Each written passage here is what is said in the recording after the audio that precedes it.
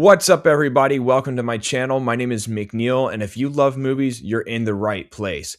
With the release of the Odyssey, it's time to rank all 13 Christopher Nolan movies from worst to best, or really least best to most best. Christopher Nolan is my personal favorite director of all time. I love his movies, I love his directorial style, and his films were really formative for me in my teenage years and are really a big part of why I'm sitting here today doing YouTube. I have done movie podcasts in the past. I've been talking movies forever, and now I'm jumping into the YouTube space doing this. And there's not a more perfect start to do this than with a Christopher Nolan movie ranking, at least for me, because he is my personal favorite director. But before we jump into the list, be sure to like, comment, and subscribe to the channel. It really helps the channel out. And let's have a discussion in the comment section about your favorite Christopher Nolan movies and how you would rank all 13 of his movies, or at least of the ones that you've seen. And let's have a civil discussion, because there's no point in getting heated about any of this. There's no point. Everybody's always getting so up in arms about their personal opinions and personal preferences. It's all personal stuff. It's subjective. That's the whole fun of this. So let's keep it civil. Let's have a great time. And let's talk about the movies that we love to celebrate. So without further ado, let's get started. Coming in at number 13 for me is going to be Following. Now, this is probably coming without any surprise, because generally speaking, this is at the bottom of most people's Christopher Nolan rankings. And it's really because this is kind of Christopher Nolan's demo tape for what he was going to be like as a director. You can see his style really starting to come through with what he was doing with pretty much only a $6,000 budget, which is essentially nothing for a movie. It's a penny. And he pretty much just used whatever resources he could scrap up to make this movie with some friends, and was just really trying to make a name for himself with this little indie film. There's a really interesting concept here about this guy who is kind of obsessive. He's a writer, and he's following strangers, maybe a little bit for inspiration, maybe just because he's a strange, obsessed person.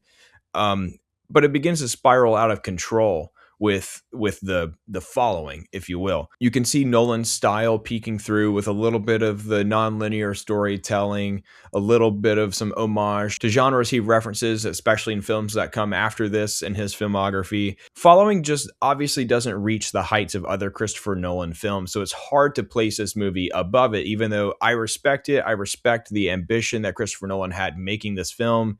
It's just easily the weak link of them all, even though it's still overall a solid movie. It's not one that I want to go back to and revisit the most, but it's worth watching if you want to see all of Christopher Nolan's filmography. Coming in at number 12 for me is going to be Insomnia. Also probably not much of a surprise here, as Insomnia usually is in the bottom tier of most people's Christopher Nolan rankings. And I think that's really because Christopher Nolan didn't write this movie, and this is the only one of his films he did not write. And it kind of shows, because it's the most straightforward. You're not dealing with how he structures his stories, generally speaking, especially when he delves into a story in nonlinear fashion like he generally does. But Christopher Nolan was hired by Warner Brothers to make this movie, and I think it's really just to see what he could do with a bigger budget and big name Oscar-winning actors such as Al Pacino, Robin Williams, Hilary Swank. You've got a stacked cast here. It's a film that's set in Alaska, and it's a cat and mouse kind of murder mystery crime thriller film about a small town killer, and Al Pacino as a detective is sent up there to investigate the situation. But because it's set in Alaska, you have this setting that's very fascinating about how, especially in the time of year that the film takes place in, it's 24 hours of almost all daylight, which is a hard adjustment for somebody if you've never been there, and if you are, you're up there to do a job. In Al Pacino's case, it really creates this tension in the whole story. All the actors do a great job in their respective roles. Al Pacino, Robin Williams, Hilary Swank, like I already said, they're all fantastic. And it's a much smaller scale Christopher Nolan movie, similar to the way Following, and then also like Memento, which we'll talk about later. These are more small scale Christopher Nolan films that don't have these grand, epic, sweeping narratives like a lot of his films do. And it's really cool to see what Christopher Nolan can do on a smaller scale. And eventually, I think it'd be really cool to see him kind of dial things back down again. Not that what he's doing on these grand epic scales is bad by any means. It's fantastic. But I just think it'd be cool to see him do something maybe smaller scale again down the line, like Insomnia, like Memento. Insomnia is a great movie that I enjoy revisiting. It's just not one that sits on the forefront of my mind the way a lot of his other movies do. And it just doesn't have that feel that a Christopher Nolan movie does, which I think goes back to this is the one film he didn't write. It's a great movie. It's definitely worth watching. It's 4 stars. It's a 4-star movie for me, but it's just toward the bottom of my list. Coming in at number 11 for me is going to be Tenet. Now, Tenet is obviously Christopher Nolan's most polarizing film to date. You've got people that love it, people that hate it, some people that are in the middle, and then there's me. I really love this movie, and honestly, everything from this movie up on my list is at least 4.5 out of 5 stars for me. This one just ranks toward the bottom. While I love Tenet as an experimental film that blends genres in a way that's right up my alley, it does feel like Christopher Nolan trying to outdo himself. And what I mean by that is the premise is presented as far more complex than it really is. Tenet really is a standard time travel story with the word inversion thrown around to make it sound fancier and to keep the audience on edge and to make them confused. It's really easier to understand than it seems because it follows the rules of time travel for the most part. You just actually see the process happening in reverse. The story tropes of a time travel story are there.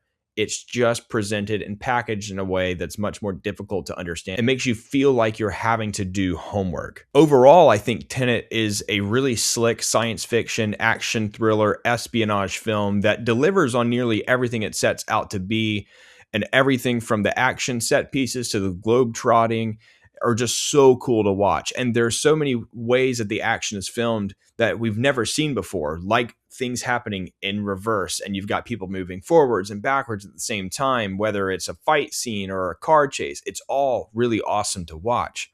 And you feel the urgency and the tension all throughout the narrative as well. John David Washington as the protagonist is a great lead. I would love to see him do more lead roles in the future. I know he's done some others like Black Klansman and things like that, but I think he really should get more attention as an actor. Robert Pattinson, Elizabeth Debicki, Himesh Patel, and Aaron Taylor Johnson are all great, but really when it comes to the acting in the film, I personally believe that the true standout is Kenneth Branagh.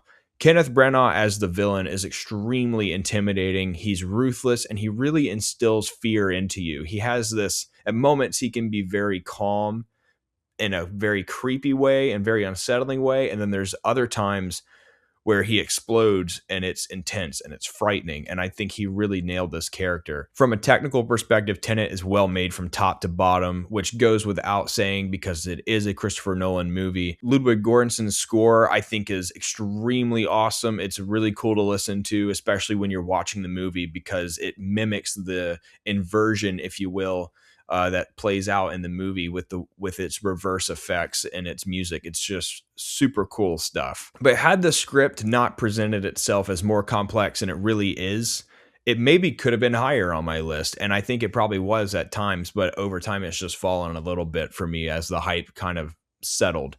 But I can't help but have a great time with this movie. It's so much fun, and the third act is just phenomenal. Coming in at number 10 for me is going to be The Dark Knight Rises. This is another very interesting film in Christopher Nolan's filmography because you see a lot of opinions all over the place in this movie. Some people think it's great and on par with its two predecessors in the Dark Knight trilogy. Some people think it's absolute garbage. I think it's a great movie. I love this movie. I understand that it's flawed, but it's still a great movie. As the epic conclusion to the Dark Knight trilogy, it absolutely works. The scale is massive. The opening scene is super impressive. And I think it used to get a lot more attention than it does today. But to this day, I stand by that the opening scene of The Dark Knight Rises is one of the best in comic book movie history. Everything with the plane, the reveal of Bane, the practicality of the way it was shot is just so cool and a great way to open the film.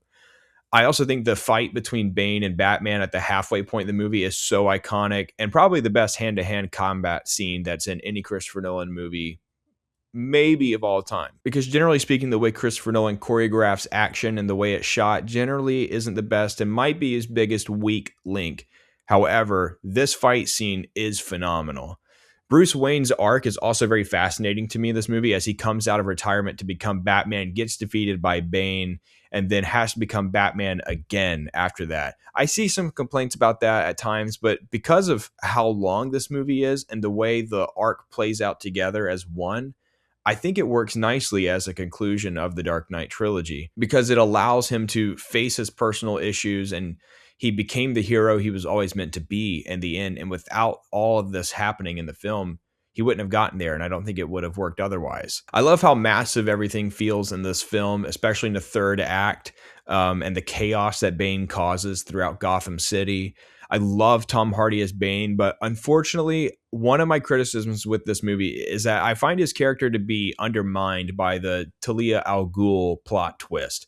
It just makes him less intelligent than he seemed to be throughout the movie.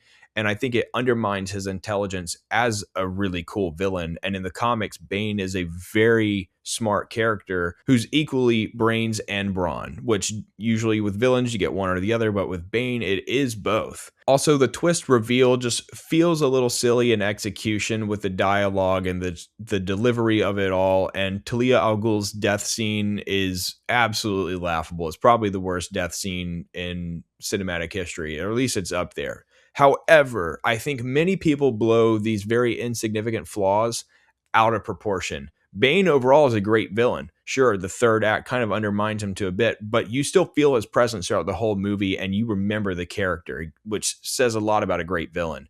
The Talia al Ghul stuff isn't as memorable, thus it doesn't feel like it affects the movie as much. A lot of the other criticisms people have, I don't really have. I'll agree that the fight choreography with the stunt people and the extras in the background and the third act between Batman and Bane does feel a little bit clunky and kind of like cosplay, but it's not that big of a deal, to be honest. It's just so chaotic in the end, and that's what it's going for, and it works overall for the most part. The rest of the supporting cast is fantastic. Anne Hathaway is Catwoman. Michael Caine is great as always, stealing the scene every time he's on screen, and honestly making me even tear up a little bit toward the end. I also love the ambiguity of the ending and find it to be the perfect way to wrap up the story, as it pays off what was set up before so nicely. The Dark Knight Rises might be the weakest of the Dark Knight trilogy, but it's a more than worthy addition to Christopher Nolan's filmography and the trilogy as a whole. Coming in at number 9 for me is going to be Dunkirk. This is a movie that I've had the most complicated relationship with of Christopher Nolan's filmography throughout my experience with it. It's been on the lower end of my list. It's been higher than this, but I think it's finally settled here in the number 9 spot out of 13. I definitely had the wrong expectations going into this movie in 2017 as a 17-year-old who had just recently discovered Inception and Interstellar and the Dark Knight trilogy. And I went in thinking it was going to be the next great Christopher Nolan movie, knowing nothing about the Dunkirk War. And it was just so different from any war film that I had seen, so different from any action movie that I'd seen, or really different from any movie I'd seen at that point in time, almost 10 years ago, that I just had the wrong expectation. But I revisited it a few years later after doing some research on the rescue of Dunkirk and that moment in World War II. And it felt like watching it again for the first time with that knowledge fresh in my mind. And I was just on this massive high after I watched it. And I rewatched it again in preparation for this, remembering what that rewatch was like. And I think on rewatch, knowing what you're going into, it loses a little bit of its effectiveness. I say that because it's a very experiential film, and that you're thrown into the perspective of the soldiers in this war. And on a first time experience, it feels so real. It feels so visceral, and it just loses a little bit of that because of how it withholds character dynamics and character development throughout the film. It's still a phenomenal movie. It is a top tier war movie in my mind. Again, just like some of the films lower on this list, it just is something's got to be at my number 9 spot. And that's what Dunkirk is for me. But what I love about it is that it takes the necessities of a compelling story out of the equation and relies totally on immersion. The cinematography, Hans Zimmer's score, the sound, the action set pieces, it just makes the anxiety of the situation feel so massive and like you're right there in it, that you just can't look away from the screen. You're caught up in the environments. You're caught up in the action set pieces. And the emotion really comes from the small, quiet moments that some of these characters share with each other. And they can just exchange these looks and just read the other person's eyes and know exactly what they're feeling. And that communicates everything. I love how Nolan still manages to play with time as he's telling these three stories that are overlapping, and they eventually come together so beautifully in the end. Dunkirk is really an amazing war and rescue story, and I respect the craft so much here, but I just rather rewatch everything above it on this list. Coming in at number 8 for me is going to be Memento. Now, I know some people have Memento much higher on their list than I do. This is just where it is for me. Again, like all of his movies, I love Memento. I prefer the ones that I have above it to this movie, though. Every time I watch Memento, it's like rediscovering it again because of the structure of the story and the fact that the details of the story just don't sit in the back of my mind the way movies above it do. I kind of forget the details in between rewatches. So watching it again is just always fascinating. So if following Christopher Nolan's first movie was his style coming to fruition, this is Christopher Nolan presenting himself to the world, showing everyone what he's capable of. He flipped nearly everything about a traditional plot structure on its head and still made it work. Obviously, it's following the story of a guy with amnesia, and we're constantly seeing these two storylines interconnect. You have the black and white scenes that work chronologically while the scenes in color are moving in reverse. So it basically starts with the end, bounces back and forth to a point where the two storylines intersect in the middle of the story, which is also the climax. It's brilliant stuff. And it's much easier to just watch it and experience that than listen to what I just said to try to explain it. Nolan proved very early on in his career that he can think outside of the box with Memento and reimagine how to tell stories in a way that makes the audience think, and that his movies get you talking with one another. And I just love that. I love that about his movies. Memento is also a classic revenge story told in such an original way with many twists and turns all throughout that you can't help but get sucked in and wonder what's going to happen next.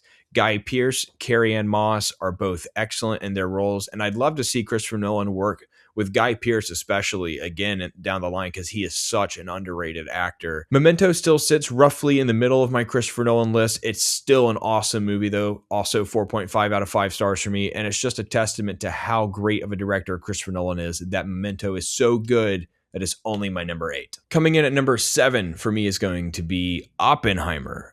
I feel like many people would have Oppenheimer maybe a little higher on their list than I do, but I think this is a pretty good spot for it. I would say that Oppenheimer is definitely Christopher Nolan's heaviest film, and thus probably the least rewatchable. Don't get me wrong, I love Oppenheimer. It deserved all the awards it got during its respective award season. It's an incredible achievement, and it's absolutely riveting from beginning to end. But I have to be in a very specific mood to watch Oppenheimer because of not just the runtime. I could, some movies are 3 hours and they're fun to watch, but this movie is so heavy and so realistic and makes you feel less safe in the world that I don't always want to revisit it. So that's why it's right here. Oppenheimer tackles one of the most important moments in all of human history. And there's only a handful of moments that you could really classify under that category. And the invention of the atomic bomb is certainly one of those moments. It's a phenomenal character study of how a person's ego can drive them so far that the catastrophic consequences are just in the rear view until they aren't. J. Robert Oppenheimer genuinely believed that the United States was left with no other choice but to build this bomb and use it. He saw it as inevitable, unstoppable. But then he felt the weight of the utter travesty it was after it was used and became morally conflicted and plagued with guilt.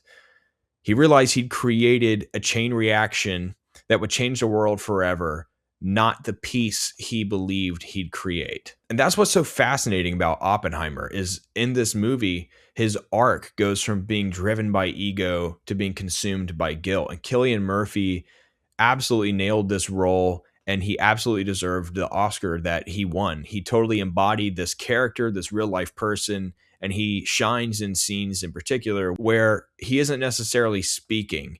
His face speaks so much as to what the character is feeling or thinking.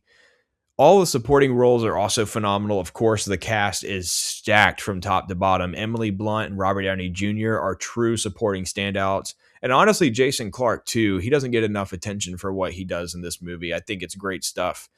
Oppenheimer is an insane technical achievement. The editing is top notch, weaving the nonlinear story together, of course. It's brilliantly paced alongside Ludwig Göransson's score, which plays with tempo in such an interesting way. And the score as a whole just feels like this massive crescendo throughout the entire 3 hour runtime. The sound design is phenomenal, especially in the Trinity test sequence, and also the scene where Oppenheimer gives the success speech, if you will, where he's looking out into a cheering crowd, only to imagine the damage he's created. It's just all so well done, and it hits so hard. The movie asks how something can be mankind's greatest achievement while also being its biggest detriment, which perfectly complements the arc of J. Robert Oppenheimer. It feels epic in scope, ideas, and questions, and makes you feel less safe in a world that's already so fragile. It may not be Nolan's most rewatchable, but it's easily one of his greatest achievements. As a point of reference, everything from number 6 to number 1 are all 5-star movies for me. I love all these movies so much, but coming in for number 6 for me is going to be Batman Begins. Batman Begins is the first Christopher Nolan movie I ever saw. It came out in 2005, and I watched it in 2008 as an 8-year-old, and I absolutely loved it. And it really stands the test of time as one of the best comic book movie origin stories out there. Christopher Nolan completely reinvented what could be done with the character of Batman with Batman Begins, especially where the franchise left off with Joel Schumacher films and Batman and Robin in 1997 with George Clooney. Enough said. Batman Begins is a much more grounded interpretation of the character of Batman, and it was perfect for its time, and it ages extremely well. To this day, Batman Begins, I think, still might be the furthest we've ever gone into Bruce Wayne's origins and his psyche, with the Batman being a close second in that regard. It explores how he became a vigilante, why he holds certain beliefs, like no killing, for example, and that it separates him from his enemies. It also explores who he is as a person and how his trauma shapes him and how he molds the character of Batman to reflect that trauma and inflict it onto his enemies. It explores his guilt, his fears, his emotions. He matures as a character, but is also still flawed in the end, and that's what also makes it so fascinating. Of course, you have Christopher Nolan's signature nonlinear storytelling techniques here. It works great, moving back and forth between Bruce Wayne as a young adult in Gotham, training with the League of Shadows, and his childhood, and eventually meets together in the middle of the film and then moves, straight forward into the third act. Christian Bale was brilliant casting as Bruce Wayne. He went from a phenomenal transformation, physical transformation from The Machinist to Batman Begins, gaining about 100 pounds after he lost so much for The Machinist. He nails the playboy billionaire persona Bruce Wayne puts on because he views his identity as Batman. So you see that dichotomy that Christian Bale does so well. He also leans into the intelligence and the resourcefulness of the character, unlike we've seen before this movie with other iterations. But he truly embodies the fear that consumes Bruce Wayne, and you see that in all parts of his performance. The supporting cast is excellent. Michael Caine, Liam Neeson, Cillian Murphy, Gary Oldman, all fantastic casting choices. I know many people have issues with Katie Holmes' performance, but I think that's blown out of proportion. Not saying she's amazing or Oscar-worthy or anything like that, but she's solid. She serves the purpose of the character. She serves the story well enough. I also love the look and feel of this movie. It's the most dark and gritty looking of all the Dark Knight trilogy films. And I wish we got a little bit more of the way Batman Begins looks in the trilogy all throughout. It's a near perfect origin story in my eyes. And as for true comic book movie origin stories, I have to say this is still the best one to this day. Coming in at number 5 for me is going to be The Dark Knight. Look, I know this is a hot take that this is at my number 5 in my Christopher Nolan ranking, but before you make any judgments, just know every movie from here on out is in my top 20 of all time. That's how much I love all these movies. That's how much I love The Dark Knight. The Dark Knight is an amazing movie. It's one of my 20 favorites ever made. I just prefer the 4 above it a little bit more.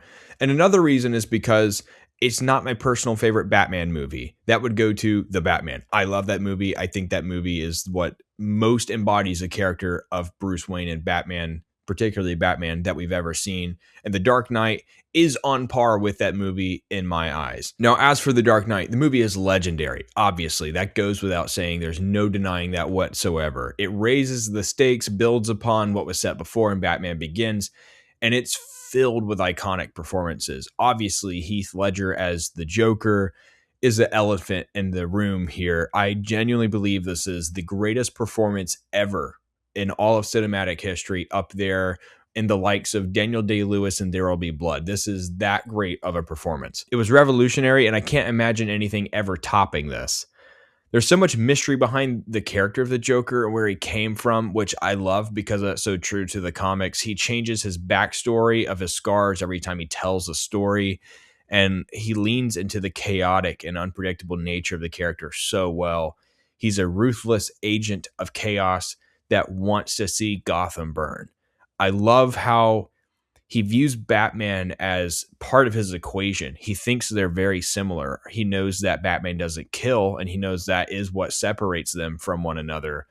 But he uses that to get into Batman's head, and I think it's just so brilliantly written.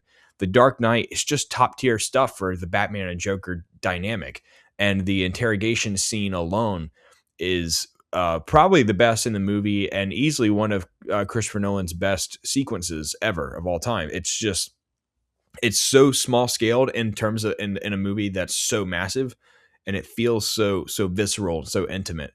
And I think that's partially because you have two method actors that are actually, well, Christian Bale was actually hitting Heath Ledger in that scene. So Heath Ledger is obviously the standout here, but the movie as a whole, it's phenomenal. The cinematography, the action set pieces, like the scene where the truck flips, and just everything, the dialogue, the performances, Hans Zimmer's score, it's all incredible. Also, Aaron Eckhart as Two-Face does not get enough attention. He was fantastic in that role. I love the ending, though, because it shows how Batman cares for the city of Gotham, that he'd make the ultimate sacrifice and take the blame for Harvey Dent's murders.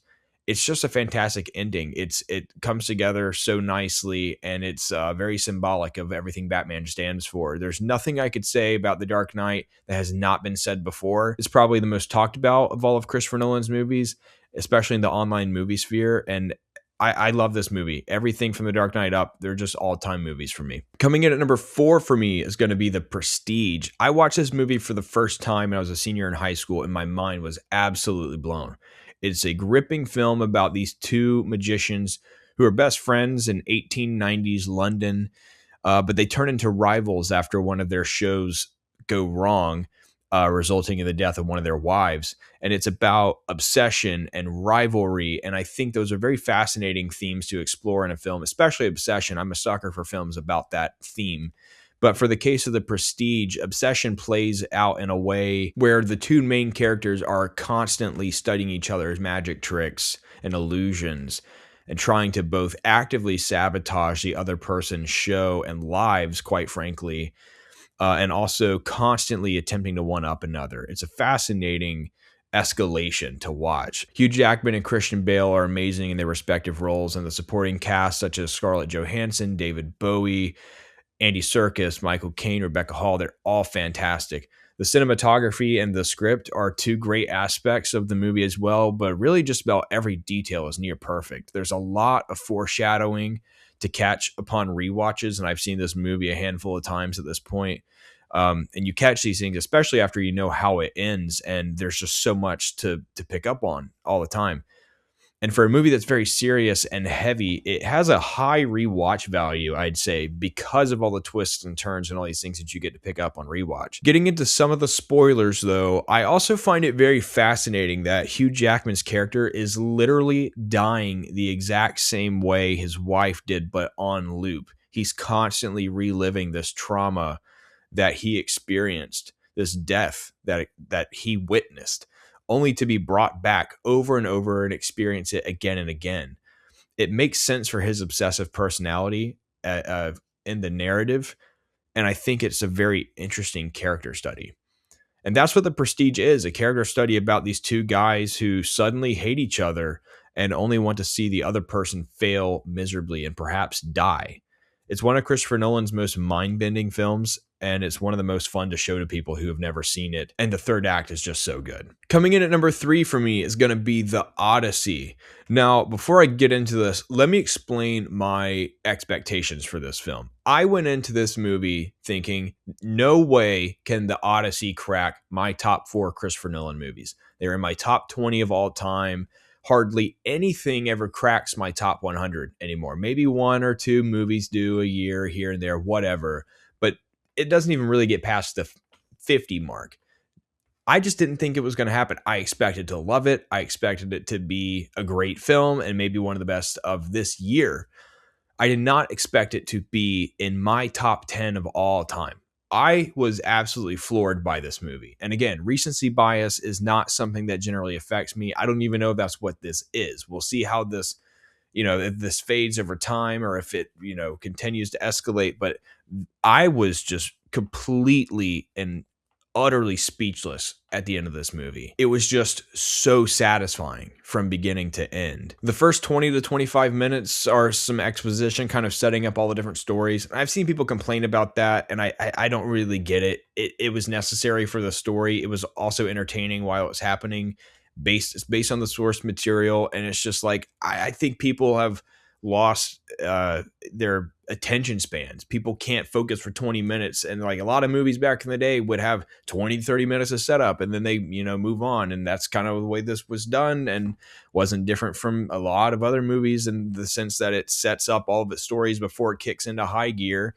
And guess what? It hits like the 30-minute mark, kicks into high gear. And then for the next 2.5 hours, it is pedal to the metal. And I don't, that the issue makes no sense to me in my mind, because everything from the Cyclops scene on is just incredible. The Cyclops scene happens 30 minutes into the film roughly.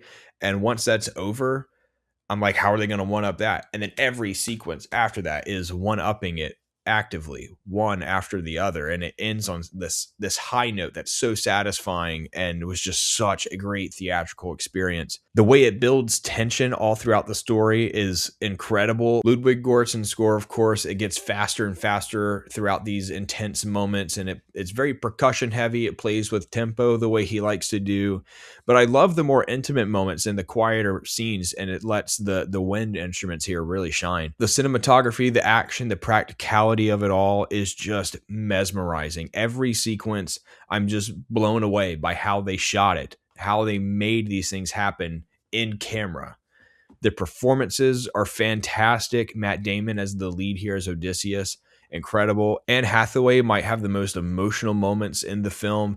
Robert Pattinson plays a really unlikable character. Tom Holland gives the best performance of his career by far. I know some people were worried about if they would just see Peter Parker on screen.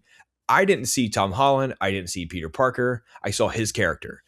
And that goes for every actor in this film. Every actor completely served their character and delivered on every level. I love what Christopher Nolan is doing with his interpretation of the Odyssey and how he explores its themes. It's a very profound, timeless story that you could reinterpret, obviously, all throughout the last 3,000 years that the story's existed. But what I love about this movie is it explores themes of societal collapse, moral corruption, trauma, and then identity and homecoming as well. It's all stuff that was just as relevant as it was 3,000 years ago as it is today. It's very profound, and I can't wait to watch this movie again and again and again.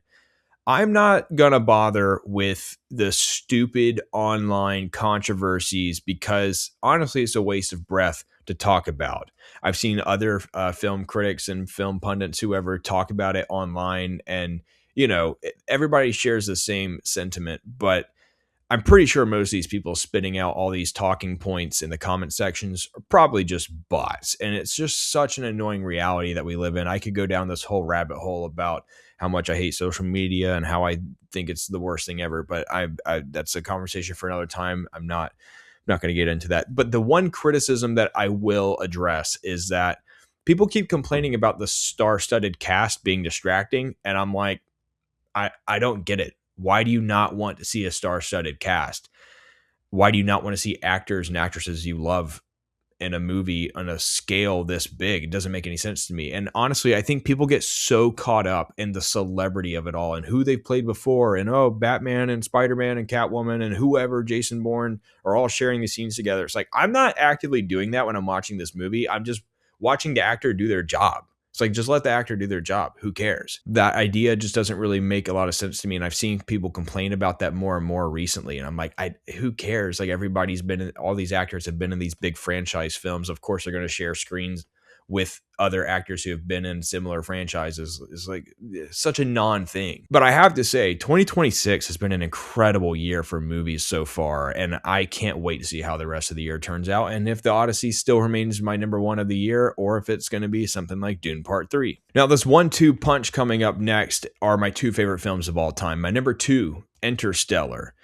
I saw this at 14 years old in IMAX, and it completely blew my mind. It opened my mind to the idea that movies can be more than just explosions and superheroes, because that's what I was into as a 14-year-old boy, of course. But I loved all of the things that Interstellar was about, even from when I was a young age, in terms of books and just things that interested me, especially things like outer space and science fiction concepts. But seeing Interstellar, for me, is honestly a core memory at this point, that played a role in shaping who I am as a film fan, and also just things that I tend to think about often and question as a kid and as a teenager, and still do to this day, quite frankly. The themes and the message of Interstellar might be what doesn't work for some people and why they have it lower on their list. But for me, it's one of the things that I absolutely love about it. The message of the power of love is something I truly admire about the movie, because of how well it's utilized within the framework of the film. It's a theme that stands independently in the narrative, but it also heavily correlates to the scientific and philosophical architecture of the film. And I think Christopher Nolan found a beautiful way to balance philosophy with emotion perfectly in Interstellar, and I just admire that about this movie. Obviously, the cinematography and visual effects are incredibly impressive, and I think will continue to age into the future forever beautifully. It's one of the most visually stunning movies that I've ever seen, and it's just striking. Hans Zimmer's score is one of his best, in my opinion. This is one of his 2 best scores of all time, just right behind Man of Steel. Those are my 2 favorite Hans Zimmer scores. It's really distinct, and it captures the essence and tone of the movie unlike anything I've ever heard, and it's just so moving and divine sounding. The sound editing is also fantastic too. The way they captured the silence of space was great. The docking scene, the black hole scenes, the bookshelf, all of it. It's fantastic. I also think this is one of Matthew McConaughey's best performances. It's hard to say if I think it's this or Dallas Buyers Club, because they're so different, but also equally emotionally intense. But this is my favorite Matthew McConaughey performance of the two. The scene that's become so famous over the years, where he's watching the video footage of his kids having aged when he hasn't really aged much at all, and he's crying. It hits so hard, it's gut wrenching, and it's, I think it's become iconic for a reason. Interstellar is a monumental film that's both intellectually and emotionally gripping, and it just speaks to me on a level that many movies have not. But coming in at number 1 for me is going to be my all-time favorite movie, Inception. There are various movies that led me to being the film fan that I am today, Interstellar being one of them, of course. But Inception really is the movie that pushed me over the edge. This is the movie that made me fall in love with movies. And it's not just movies like Inception that it made me fall in love with. Inception made me fall in love with all kinds of movies. I got this itch to explore all eras of cinematic history, and that's the journey that I've been on for the last 10 years, really. Film is such a big part of my life, and Inception really is the peak of that for me. The feeling that I got from the ending of this movie is something that I'm constantly searching for. It's this high that I'm always searching for when I'm watching movies. And it's why I go to the movies as often as I do. It's why I watch movies as much as I do and talk about them as much as I do. I love movies because of Inception. As for the movie itself, I think it's the perfect combination of action, crime, thriller, science fiction, and it's centered around the story about an extractor who's tasked with illegally planting an idea inside of someone's mind. And I love science fiction concepts like this. And this movie goes really hard into what dreams are. And dreams are inherently fascinating to me. So any story about dreams will connect with me on that level. But Inception is a movie that takes less of a fantasy approach to it, and it takes more of Christopher Nolan's grounded approach to science fiction, which I really love. Christopher Nolan wrote a brilliantly complex and layered script that's so intricately detailed and refined to perfection. You can't deny how well crafted of a film Inception is and how great of a director Christopher Nolan is when you watch Inception. It could easily have fallen flat in the hands of somebody else, but Christopher Nolan just knows what he's doing. He has this assurance behind the camera and this confidence behind the camera. But going back to the dream thing, though, in Inception, Christopher Nolan takes real dreamlike ideas and uses them as a rule for how dream landscapes operate. For example, locations during conversations might change abruptly, which is very interesting because that's something that does happen in dreams. And there's also an identity forger in the film, and that's somebody who appears to be other people. And in dreams, people turn into other people, at least they do in mine. And it's weird, but Christopher Nolan makes it a rule that's very interesting to follow. It's just cool that Nolan found a way to incorporate all these ideas into a story about dreams, and dreams are bound or aren't bound by really any rules at all. It's all chaos, but he takes all these rules and makes it work, and he makes it equally entertaining and intellectually challenging at the same time. It's also one of the most visually impressive movies I've ever seen. There's some very groundbreaking visual effects with the city bending that you've seen people try to replicate, especially in movies like Doctor Strange and things along those lines. I love the city design of the Limbo world too. And I love how, physics are altered to look, and it's just awesome to look at. The cinematography enhances all of this. It's beautifully shot, and there's some really iconic shots in the movie as well. Hans Zimmer's score heightens the movie, especially in tracks like Dream is Collapsing. It can feel thrilling, but also emotional and powerful, especially in tracks like Time, which is an all-timer for me. Some people have criticized Christopher Nolan's films for lacking an emotional core. And if you go back, especially through some of these movies like Interstellar, like the Odyssey, like The Prestige, like Memento, there's an emotional center to them all. It might not be like let's put you in your feels, but there is something to latch onto, and Inception certainly has that, because the whole premise is built around a guy who just wants to return home to his children. He's lost his wife. How is that not an emotional center? He's haunted by his wife's tragic death. But the best part of the film is the ending. You see Dom Cobb, Leonardo DiCaprio, walk away from the spinning top on a table after he finally returned home. And as it faintly begins to wobble, cuts to black. I was speechless. Like, that was the first time I had seen a movie that had an ambiguous ending. I watched it when I was 16 years old. So 6 years late after the movie had come out. It came out in 2010. And it hit me so hard, and I couldn't stop thinking about it. I immediately watched it again, and I hadn't done that before. And I love that it allows for the audience to decide on their interpretation. As for me, I think he's not in a dream. I think that is his reality. I think he made it home. I think it's a satisfying conclusion that the movie is constantly setting up. So personally, I do think that the final scene is reality. But yeah, Inception, that is my all-time favorite movie. It's a very formative, pivotal movie for me in my life, and I can't say enough good things about it. So that'll do it for this list. If you enjoyed the video, please like, comment, and subscribe. It'll really help out the channel, as I'm going to be putting out more videos like this in the near future. Comment down below your ranking of all 13 Christopher Nolan movies, or at least the ones you've seen. There is no wrong list. I'd love to see your lists, and I always enjoy hearing opinions that are different from mine. That's what makes all of this so fun, is hearing everybody's opinions. But until next time, I'll catch you guys later.